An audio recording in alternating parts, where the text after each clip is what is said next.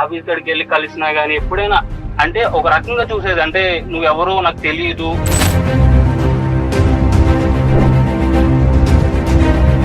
మీరు ఇప్పుడు కాల్ చేయకపోతే ఒక 2 days మీకు కాల్ చేస్తే నేను దొరికేవాడిని కాదు.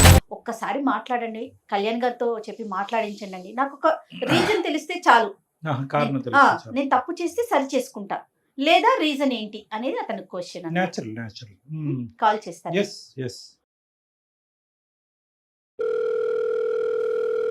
హలో, ఆనంద్ అండి. అవునండి, మీరెవరు? నమస్తే అండి, నేను జయాని, అందమైన జీవితం ప్రోగ్రామ్ నుంచి కాల్ చేస్తున్నా. మేడం చెప్పండి. బాగున్నారా ఆనంద్? బాగానే ఉన్నా మేడం. ఓకే, డాక్టర్ గారు ఉన్నారు. మీరు చెప్పిన విషయం అంతా కూడా నేను ఒకసారి డాక్టర్ గారికి చెప్పాను, బ్రీఫ్ గా చెప్పాను. మీరు డీటెయిల్డ్ గా మాట్లాడండి ఒక్కసారి. ఓకేనా? మీకు మాట్లాడటానికి వీలుగా ఉన్నారా? Okay madam. Right right, Kalyan గారితో ఒకసారి మాట్లాడండి. హలో ఆనంద్. సార్ నమస్కారం. నమస్తే ఆనంద్. చెప్పినాను, నా పేరు డాక్టర్ కళ్యాణ్ చక్రవర్తి. చెప్పినాను, ఏంటి ఇష్యూ? సార్ నిజంగా చెప్తున్నాను sir, thank you sir call చేసినందుకు. నిజంగా ఇప్పుడున్న సిచ్యువేషన్ లో మీ కాల్ రాకపోతే అంటే నా పెయిన్ అనేది చెప్పుకోలేకపోయాను సార్. నాకు నిజంగా సీరియస్గా చెప్తున్నా. కరెక్ట్ నాన్న. Thank you sir, thank you so much call చేసినందుకు. పర్లేదు నాన్న, చెప్పినాను. సమస్య ఏంటో చెప్పు, ఎవరి గురించి మాట్లాడుతున్నావు? సార్ నేను ఒక అమ్మాయిని లవ్ చేశాను సార్. తనే మా పర్సనే, మాకు తెలిసిన అమ్మాయే ఇప్పటి నుంచో. కొలీగ్ కాదు సార్, మా డాడీ వాళ్ళ ఫ్రెండ్ కూతురు తను. Okay okay. తను యాక్చువల్లీ ఏంటంటే మా ఇంట్లోనే ఉండేది. అంటే ఒక 2 years బ్యాక్ ఏంటంటే తను వాళ్ళ పేరెంట్స్ ని పోగొట్టుకుంది. అంటే వాళ్ళ అమ్మ కొంచెం బెడ్ మీద ఉంటారు, కానీ వాళ్ళ డాడీ లేరు, ఒక యాక్సిడెంట్ లో చనిపోయారు. నాన్నగారు చనిపోయారు, తల్లి ఏమో వచ్చి మంచం మీద ఉంది. ఓకే, బెడ్ మీద ఉంటారు. ఇద్దరికి యాక్సిడెంట్ ఒకేసారి అయిందండి. అయ్యయ్యో. అయితే ఇంకా ఆ టైంలో మా డాడీ ఏంటంటే ఇంటికి తీసుకొచ్చారు. అంటే ఎవరు ఇంకా వాళ్ళు కేర్ చేయరు అనమాట. వాళ్ళ రిలేటివ్స్ కూడా ఒక టైప్ అనమాట, ఎవరు అంత కేర్ చూసుకునే వాళ్ళు ఎవరు లేరు. అదే ఇంకా డాడీకి వాళ్ళ ఫాదర్ మా ఫాదర్ కొంచెం బాగా క్లోజ్ అనమాట. ఆయన అంటే కొంచెం ఇష్టం ఉండి కొంచెం బాగా తిరిగారనమాట డాడీ వాళ్ళు. ఇంకా సో వీళ్ళు ఇంకా అంటే ఆ టైంలో కూడా వీళ్ళకి వేరే ఇన్కమ్ సోర్స్ కూడా ఏం లేదు. సో డాడీ ఏమన్నారంటే నా దగ్గర ఉంది కానీ అమ్మా నేను చూసుకుంటానులే అని చెప్పి 2 years మా ఇంట్లోనే ఉండి చదువుకుంది, డిగ్రీ అయిపోయింది. ఏం పేరమ్మా? నవ్య. నీ వయసు ఎంత, అమ్మాయి వయసు ఎంత? నాది 23 అండి, అమ్మాయి 20 years. ఓకే. ఆ అమ్మాయి పేరెంట్స్ నవ్య పేరెంట్స్ మరి ఎప్పుడున్నా యాక్సిడెంట్ ఎప్పుడైంది, ఎంతకాలం బట్టి ఈ పరిస్థితి, ఎప్పటి నుంచి మీ అమ్మాయి మీ ఇంట్లో ఉంటుంది? యాక్సిడెంట్ అయిపోయి 2 years అయింది. 2 years నుంచి ఇక మాతోనే ఉండేది. 2 years బట్టి మీతోనే ఉంది. Okay okay okay. తను ఇంకా మా ఇంటికి రావడం, కొంచెం మా అందరిలో కొంచెం కలుడిగా తిరగడం. Okay okay. సో నాకేంటంటే నాకు 6 years ఉన్నప్పుడే మా మమ్మీ చనిపోయారు, మా అమ్మగారు. మీకు అమ్మగారు లేరు? అయ్యో. లేరండి. సో నాకేంటంటే తను రావడం కొంచెం బాగా చూసేది. అంటే ఎలా అంటే ఒకవేళ అమ్మ ఉంటే ఎలా చూసేదో తను కూడా అలా చూసుకుంది, కొంచెం కేర్ తీసుకుంటాం గానీ ఏదైనా సరే. అది నీకు ప్రధానంగా అమ్మాయిలో నచ్చిన అంశం అది. అదే అండి. అంటే నాకేంటంటే నాకు బయట వాళ్ళు కాకుండా నా ఓన్ పర్సన్, అంటే ఒక అమ్మ నాకు ఉంటే ఎలా ఉండేదో అలా చూసుకుంది నన్ను. Very good very good. తర్వాత ఏమైందన్న? కొన్ని రోజులు అలాగే ఉంది. కొంచెం తనకి కూడా మళ్ళీ ఒక 2 years తర్వాత జాబ్ వచ్చేసింది తనకి. ఓకే. డిగ్రీ అవగానే బయట నేను చూసుకుంటానని చెప్పింది, జాబ్ వచ్చింది, చూసుకుని ఇంకా ఒక రోజు నేను బయటే ఉంటాను, హాస్టల్లో ఉండి వెళ్తాను, నాకు ఇక్కడ నుంచి లాంగ్ అవుతుంది, వెళ్ళైపోతున్నాను, నైట్ అయిపోతుంది ఇంటికి వచ్చేటప్పటికి అంది. సో ఇక మేము కూడా సరే లాంగ్ అవుతుంది కదా, మళ్ళీ లేట్ అవుతే ప్రాబ్లం, మళ్ళీ ఒకదాని అమ్మాయి ఎలాగో వస్తామని చెప్పేసి డాడీ కూడా ఇంకా నేను కూడా సరే అన్నాము. సరే అంటే హాస్టల్లో ఉంది. ఇంకొక 6 months, ఇంకా అంటే ఒక 2 months అయ్యింది. బిహేవియర్ ఎలా అంటే చేంజ్ అయిపోయింది. అంటే ఎలా అంటే ఫోన్ ఎత్తదు, ఎప్పుడో ఒకసారి ఎత్తినా కానీ అని చెప్పి పెట్టేసేది, కనీసం రెస్పాన్స్ లేదు ఇంకా. కానీ ఫోన్ అయితే ఎత్తుతుందా? ఫోన్ ఎత్తదా? ఫోన్ ఎత్తేది. ఒక 2 months దాకా ఫోన్ ఎత్తి అసలు రెస్పాన్స్ కూడా మామూలుగా ఓకే ఉంటా బాయ్ అంటే వర్క్ ఉంది తర్వాత చేస్తానని చెప్పేది. ఇంకా అంతే, ఎత్తేది జస్ట్ వర్క్ ఉంది తర్వాత మాట్లాడతానని చెప్పేది, కట్ చేసేది. ఉమ్. సరే అని చెప్పి నేను కూడా వర్క్ ఇప్పుడే కదా వర్క్ టెన్షన్లు ఉంటాయి, సరే అని చెప్పి నేను కూడా ఒక 2 months దాకా ఏం అనుకోలేదు. కానీ తర్వాత మళ్ళీ నేను ఆఫీస్ కాడికి వెళ్ళి కలిసినా గానీ ఎప్పుడైనా అంటే ఒక రకంగా చూసేది, అంటే నువ్వెవరు నాకు తెలియదు, అసలు నువ్వెవరు అన్నట్టే చూసేది. నాకున్న ఫీలింగ్ ఏంటంటే నేను అంత కేరింగ్ అంత చూసుకున్నాను, నేను కూడా నేనంటే నా ఓన్ చేసుకున్నాను. ఉమ్. నువ్వు అలా చూడడం నాకు తీసుకోలేకపోయాను నేను ఆ టైంలో. మొత్తానికి అయితే ఈ కారణం అయితే చెప్పట్లే, ఎందుకు తను ఇలా ముభావంగా లేదు ఉంటుంది. కారణం లేదు, ఏ కారణం అసలు దేనికి నువ్వు ఎందుకు అలా చేస్తున్నావు నాకే తెలియట్లేదు. అసలు ఎందుకు చేస్తున్నావు అలాగా? నా వల్ల తప్పు జరిగిందా? నేనేమన్నా తప్పు చేశానా? కారణం ఉందంటదా లేదంటదా, లేదంటే ఆ మాట దాటేస్తుందా? తెలియదు సార్, అసలు నేను అసలు నన్ను అడిగే ఛాన్స్ కూడా లేదు కదా సార్ నాకు. అదేలే. అడిగే అవకాశం ఒక కూడా 3-4 ఇవ్వట్లా. months నుంచి కాల్ కూడా లిఫ్ట్ చేయట్లేదు. కాదు, ఇప్పుడు మీ ఇద్దరి మధ్యన కామన్ ఫ్రెండ్స్ ఎవరైనా ఉన్నారా? లేదు సార్, తను మా ఇంట్లో ఉన్నప్పుడు తన ఫ్రెండ్స్ నాకు ఎవరిని పరిచయం చేయలేదు, నా ఫ్రెండ్స్ ఎవరు తనకు తెలీదు. కాదు మేడం, నాకు అర్థం కావట్లేదు. 3-4 months బట్టి కమ్యూనికేషన్ లేదా, 2 months బట్టి లేదా? లేదు, ఇంకా కంప్లీట్లీ నేను వెళ్ళినా గానీ కనీసం బయటకు వచ్చి హాయ్ చెప్పడం కూడా రాలేదు. ఆనంద్ ఆనంద్ డాక్టర్ గారు ఏమడుగుతున్నారంటే అసలు ఈ కమ్యూనికేషన్ లేకపోవటం ఎన్ని రోజుల నుంచి? 3 months నుంచి అండి. ఒక 3 months 2 months వరకు మాట్లాడేది. ఇంట్లో నుంచి బయటికి వెళ్ళంగానే ఒక ఆఫీస్ లో జాయిన్ అయింది.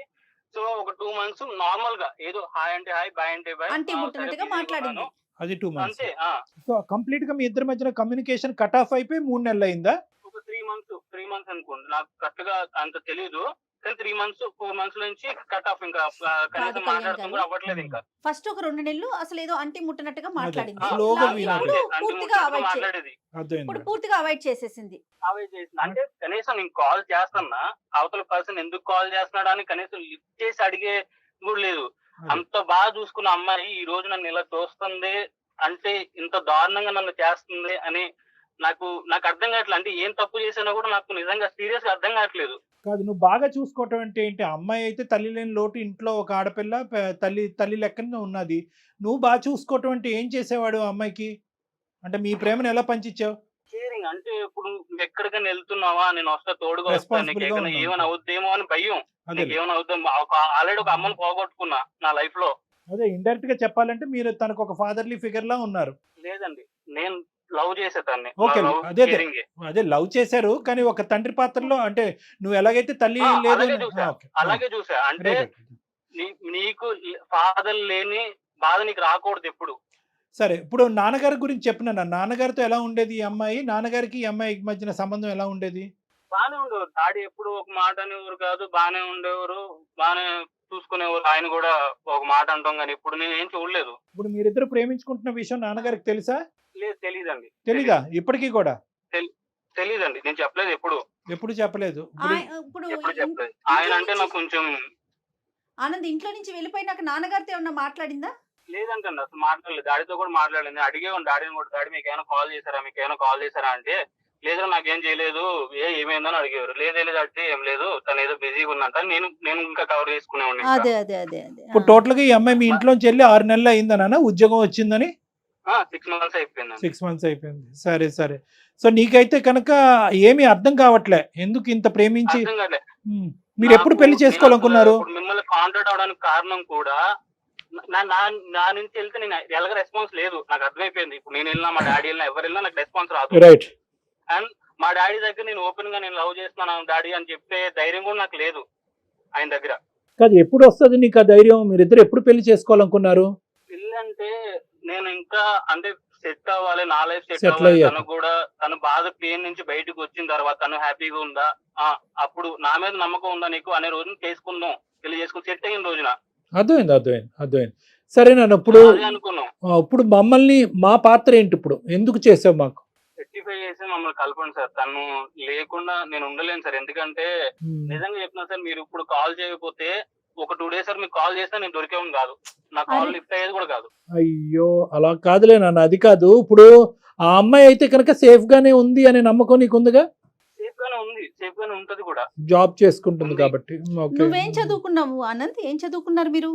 నాకు బీటెక్ అయిపోయింది మేడం. బీటెక్ అయిపోయి జాబ్ లో ఉన్నాను. సర్చింగ్ లో ఉన్నారా? జాబ్ కూడా రిజైన్ చేస్తాను. నాకున్న మెంటల్ టెన్షన్ కి, మళ్ళీ ఆఫీస్ లో ప్రెజర్ కి అవ్వట్లేదు సార్. నాకు నిజంగా నేను జాబ్ కూడా లేదు, నాకు వద్దు, నాకు ఇంకా ఈ లైఫ్ వద్దు అనుకునే మూవ్ అవుతున్నప్పుడు నాకు అవసరం లేదు ఈ లైఫ్. ఇప్పుడు మొత్తం నాన్నగారిని వెళ్ళిపోదామని చనిపోదామని. అట్లా కాదు ఆనంద్. ప్రతి సమస్యకి ఒక పరిష్కారం ఉంటదమ్మా. ప్రతి దానికి ముగింపే కాదు కారణం. ముగింపుతో మనం సమాధానం చెప్పలేకపోతాం. నువ్వు చాలా మంచి పని చేసావు, కళ్యాణ్ గారిని అప్రోచ్ అయ్యావు, అందమైన జీవితానికి మెయిల్ చేసావు. ఒకసారి మాట్లాడదాం. మరి అమ్మాయిని లైన్లోకి తీసుకుంటావా నువ్వు? ఒకసారి నీ ఫోన్ పిక్ చేస్తుందేమో చూడు. చేయదు సార్, 100% చేయదు సార్. లేదు అనుకుంటే ఆ నెంబర్ నాకు ఫార్వర్డ్ చేయి, నేను ట్రై చేస్తాను. ఏం కళ్యాణ్ గారు? అంతే అంతే చేయనండి. నువ్వు ఒకసారి ట్రై చేయమ్మా. ఓకే, మీరే ఒకసారి ట్రై చేయండి. నేనే ట్రై చేయనా? సరే, నాకు ఈ నెంబర్కి మీరు వాట్సాప్ చేయండి, నేను ట్రై చేస్తాను. Sure madam. Okay. Hello hello, Navya గారండి? అవునండి. ఎవరు? నేను జయానండి, అందమైన జీవితం ప్రోగ్రామ్ నుంచి కాల్ చేస్తున్నాను, సుమన్ టీవీ నుండి. నాతో పాటు సీనియర్ డాక్టర్ కళ్యాణ్ చక్రవర్తి గారు ఉన్నారు. మేడం, నమస్తే మేడం. నమస్తే. నమస్తే సార్. నమస్తే అమ్మా నవ్య. నమస్తే. నవ్య, ఇప్పుడే ఆనంద్తో మాట్లాడామమ్మా. ఆనంద్ తెలుసు కదా మీకు? తెలుసు మేడం, ఆనంద్ నా boyfriend madam. Okay, right. ఆనంద్తో మాట్లాడాము. ఒక్కసారి నీతో మాట్లాడాలి, కొన్ని విషయాలు తెలుసుకోవాలి అని చెప్పి డాక్టర్ గారు నేను కలిసి నీకు కాల్ చేశాము. అవునా మేడం? నువ్వు ఫ్రీగా ఉన్నావా? సర్ప్రైజింగ్ ఉంది మీరు నాకు కాల్ చేయడం ఏంటి ఎస్ అని. ఎస్ ఎస్ నువ్వు ఫ్రీగా ఉన్నావా? ఒకసారి మాట్లాడొచ్చా మీతో? తప్పకుండా మేడం. రైట్. చెప్పండి మేడం. ఓకే కళ్యాణ్ గారు. అమ్మా నవ్య, సార్ నమస్తే. చెప్పండి సార్. నమస్తే అమ్మా. నమస్తే సార్. నమస్తే. ఇప్పుడు అంటే లైన్ లో ఆనంద్ కూడా ఉన్నాడు, కలపమంటావా ఒక్కసారి? ఏమ్మా? దేని గురించి సార్? అమ్మా, దేని ఇప్పుడు గురించి? నీకు తెలియనటువంటి కొత్త విషయం ఏమీ కాదు. నా బాయ్ ఫ్రెండ్ అని నువ్వే అన్నావు. ఇప్పుడు మీరిద్దరు ప్రేమించుకున్నారు, 2 years పాటు చాలా హ్యాపీగా ఉన్నారు, ఒకరినొకరు అర్థం చేసుకున్నారు, ఇద్దరు చక్కటి జంట. ముందుకెళ్ళి పెళ్లి కూడా చేసుకోవాలనుకున్నారు సెటిల్ అయిన తర్వాత. ఈ మధ్యలోనే ఒక 6 నెలలు బట్టి ఒక తెలియనటువంటి ఒక గ్యాప్, 2 నెలలు బొటాబొటిని మాట్లాడే, మళ్ళీ 3 నెలల పాటు అసలు కమ్యూనికేషనే లేదు. ఆ అబ్బాయి ఏంటంటే ఇంకో అవును సార్, అవును. మేము అతనికి ఈమెయిల్ చూసి సరైనటువంటి టైంలో ఫోన్ చేయకుండా ఉండుంటే కనుక ఒక 2 days తర్వాత అతను ఆత్మహత్య చేసుకుని అనేటటువంటి ఆలోచనలో కూడా వెళ్ళిపోయాడు ఆ అబ్బాయి. అయ్యో. సో నేను అనేది ఏంటంటే ఈ విధంగా ప్రేమించుకునేటటువంటి వాళ్ళు ఏదో ఒక కారణం వల్ల, చిన్నదవనియండి పెద్దదవనియండి, కలిసి ఉండాలంటే కలిసి ఉండండి, విడిపోవాలనుకుంటే ఒక కారణాన్ని చూపెట్టి విడిపోండి. ఇలాగ గోప్యంగా ఉంచడం వల్ల ఏంటి? ఇలాగే కదా కొన్ని ప్రాణాలు పోయేది. అసలు నువ్వు అంత సైలెన్స్ ఉండిపోవడానికి కారణం ఏంటి? నేను ఏం చెప్పుకోవాలి మేడం? ఒక నిమిషం లైన్ లో ఆనంద్ కూడా ఉన్నాడు. ఆనంద్, చూడు, మరి నవ్య వచ్చింది లైన్ లోకి. నీ ఫోన్ ఎత్తను నవ్య, మా ఫోన్ ఆన్సర్ చేసింది. తన బాధ ఏదో తను చెప్పుకుంటుంది. హలో, మాట్లాడు. నవ్య. హలో, ఆనంద్ ఎట్లున్నావు? ఇంకా పోలేదని చూస్తున్నావా?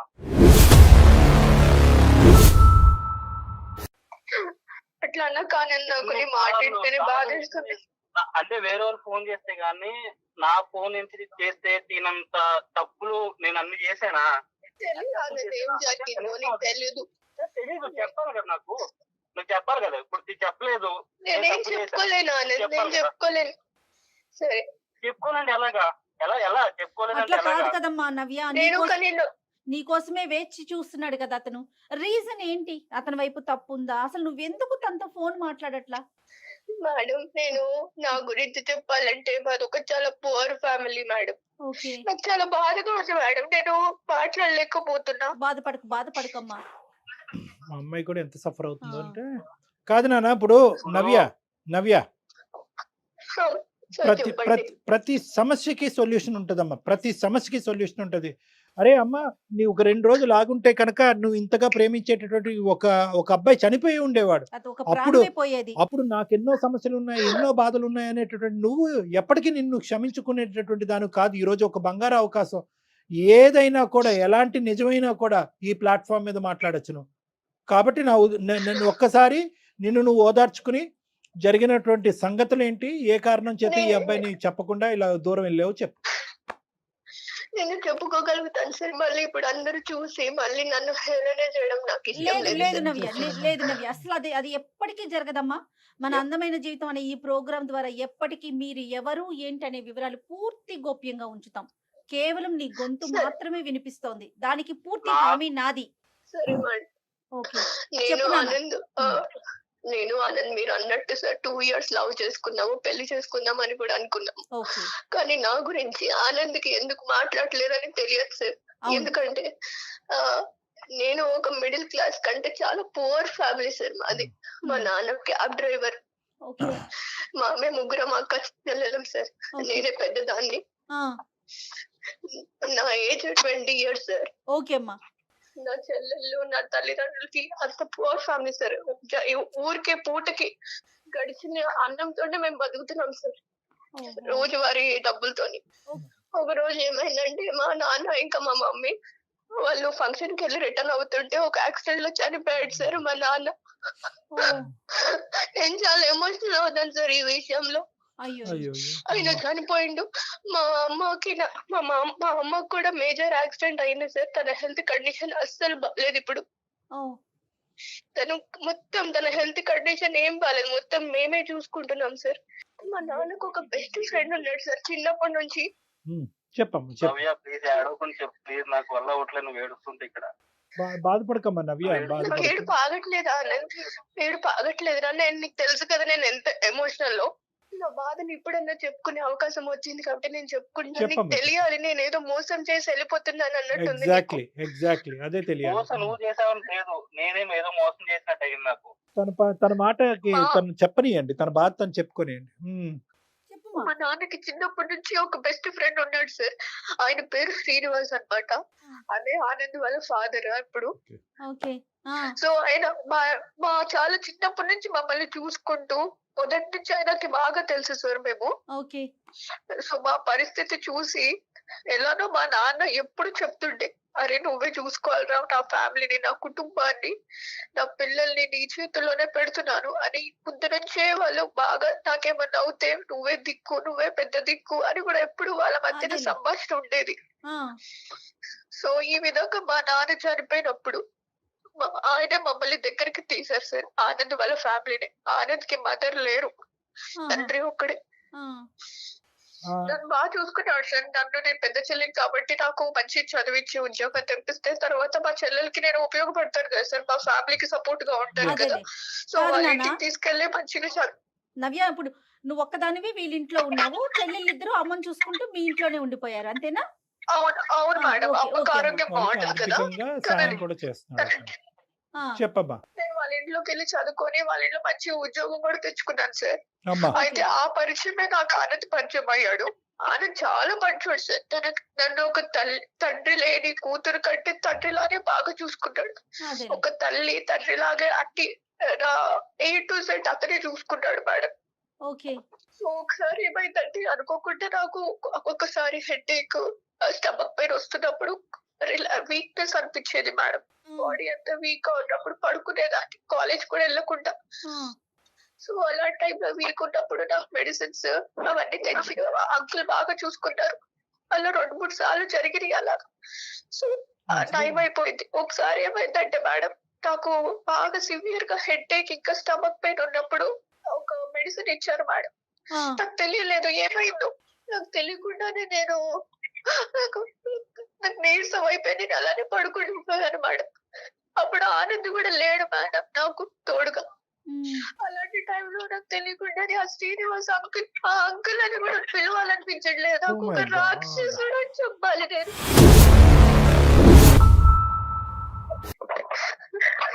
ఆనంద్ ఇట్లా అంటున్నారని ఏం ఫీల్ అవ్వద్దు నువ్వు.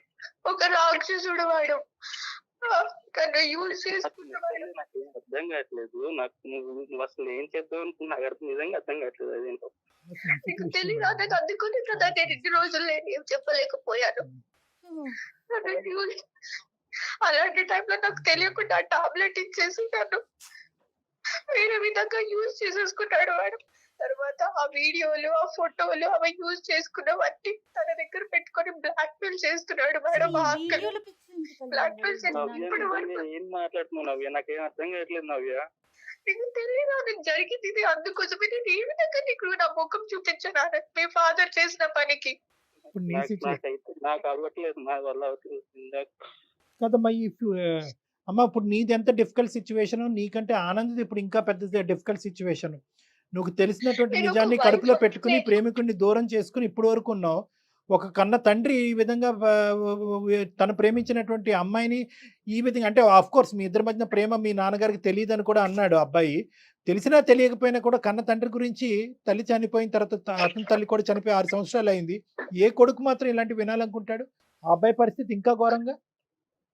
నీదేం అవును. తక్కువ చేయట్లే అవును. కానీ ఆ అబ్బాయిది కూడా ఇది అంటే ఈ ఫోటోలు వీడియోలు ఎందుకమ్మా తీసుకున్నాడు అంటే దాని ద్వారా ఏమన్నా నన్ను బెదిరిస్తున్నాడు సార్. నన్ను బె- బెదిరించి మీకు ఇప్పటి వరకు నీకు సహాయం చేశాను కదా ఫైనాన్షియల్ గా, నన్ను బెదిరించాడు అమ్మా సార్. దొంగ. బెదిరిస్తూనే ఉన్నాడు సార్. నేను ఏం చేయాలో ఒక మాట తెలియదు. వచ్చేస్తాను సార్. ఇది నిజమా? మీ నాన్న ప్రూఫ్, మీ నాన్న దగ్గర కూడా మీ వీడియోస్ అవన్నీ ఉండి ఎప్పుడు తీసుకున్నాడో తెలియదు ఆనంద్ నాకు. ఆ ఫొటోస్ అవన్నీ బ్లాక్ మెయిల్, నేను పడుకున్నప్పుడు అవన్నీ పిచ్చి పిచ్చిగా తీసేసి అవన్నీ బ్లాక్ మెయిల్ చేస్తున్నాడు ఆనంద్. ఒక ఇంట్లో ఉన్నారు కదా ఆనంద్, నేను మా ఇల్లు అనుకొని వచ్చారు, అనవసరంగా వచ్చారా నాకు ఇప్పుడు అనిపిస్తుంది ఆనంద్.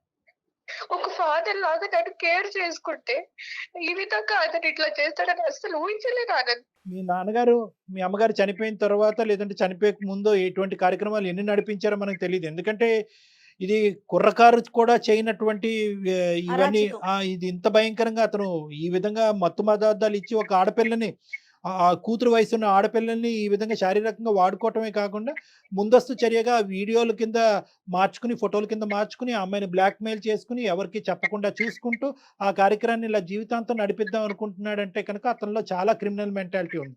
అన్ఫార్చునేట్లీ మీ నాన్నగారి గురించి ఇలా మాట్లాడవలసి వస్తుంది, నీకు ఎంత బాధ ఉందో నాకు అర్థం అవుతుంది, కానీ నిజాలు నిజాలే కాబట్టి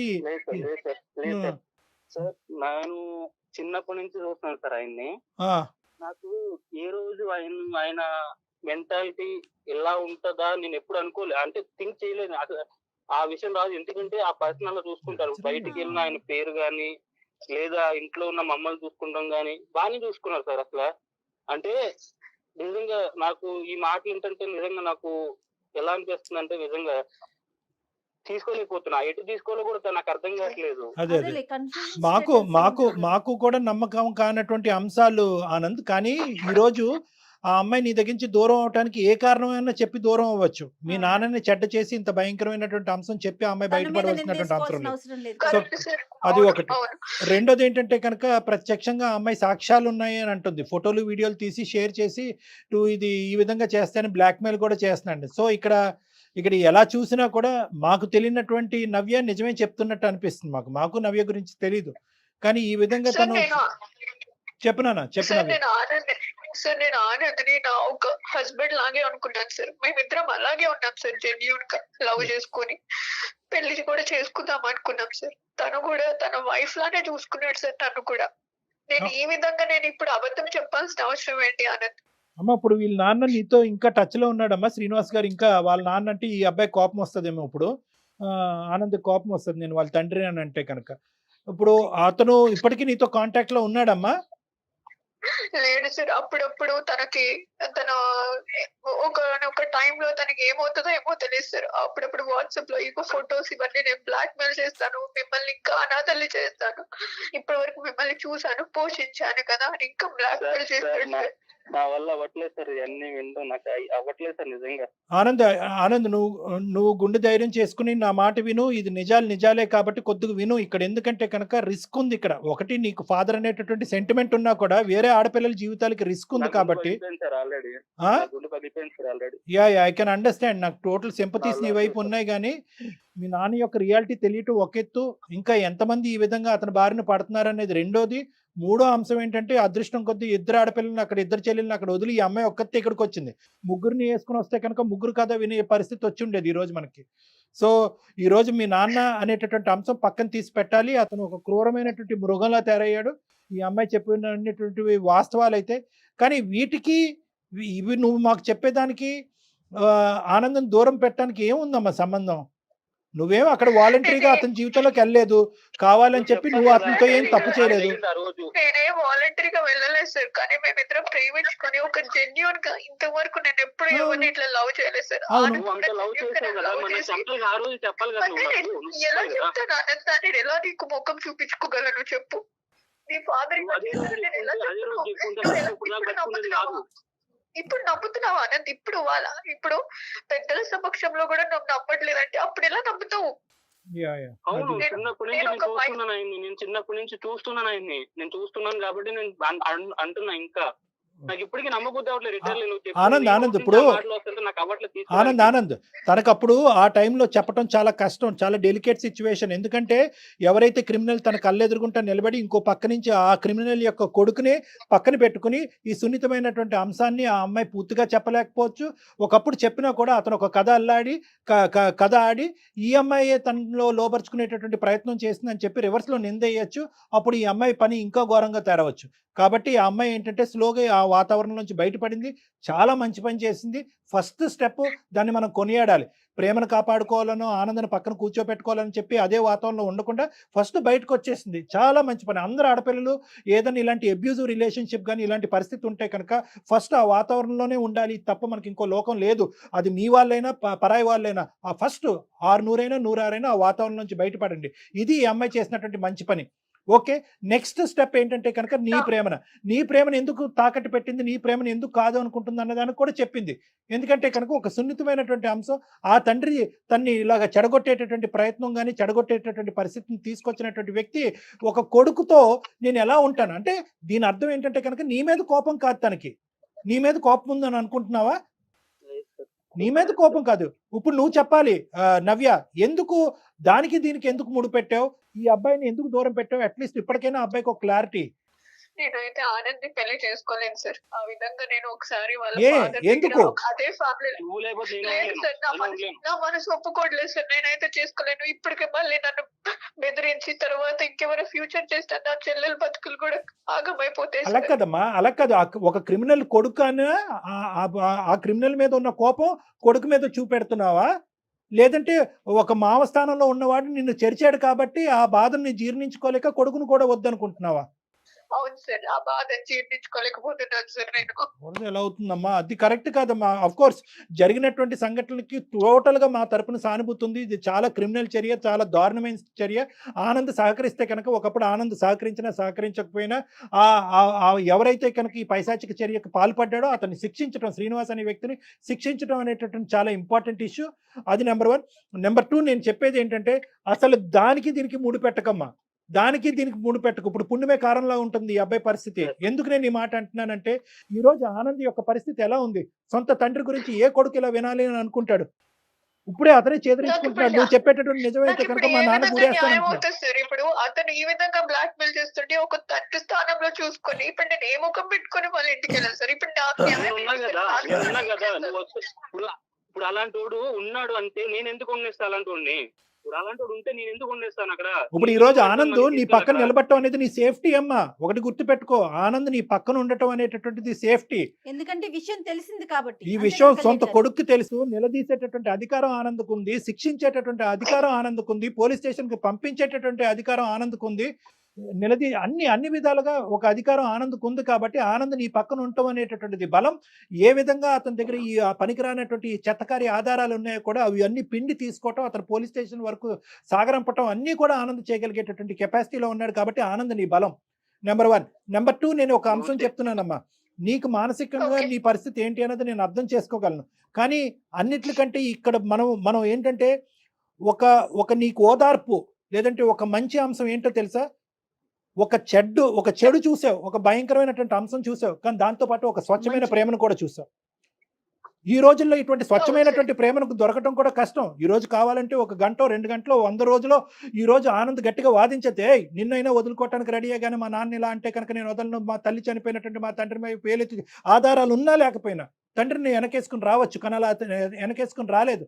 ఎప్పుడైతే నేను అతను సముదాయించావో, ఎప్పుడైతే నువ్వు 2 మంచి మాటలు చెప్పావో, మా నాయన నిజంగా ఇలాంటి వాడైతే కనుక అతను నేనే శిక్షిస్తాననే విధంగా నీతో పాటు వచ్చినటువంటి ఈ వ్యక్తికి నీ మీద పూర్తి స్థాయిలో 100% స్వచ్ఛమైనటువంటి ప్రేమ ఉంది. ఇటువంటి సపోర్ట్ నీకు కావాలి. దీన్ని పోగొట్టుకోదు. అది చూపెట్టి నువ్వు దయచేసి దీన్ని పోగొట్టుకోవద్దమ్మా.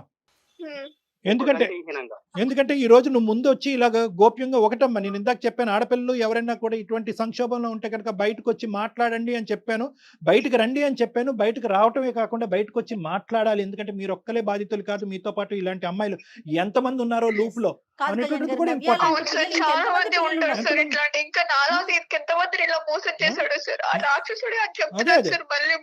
మీ అమ్మ జాలిపడో అయ్యో ఏదో ఒక మూల నుంచి సహాయం వస్తుందో అని చెప్పి 3 ఆడపిల్లల్ని ఇక్కడ పంపించుంటే ఇంకెంత దయనీయమైనటువంటి పరిస్థితి ఉండేదమ్మా నీకు.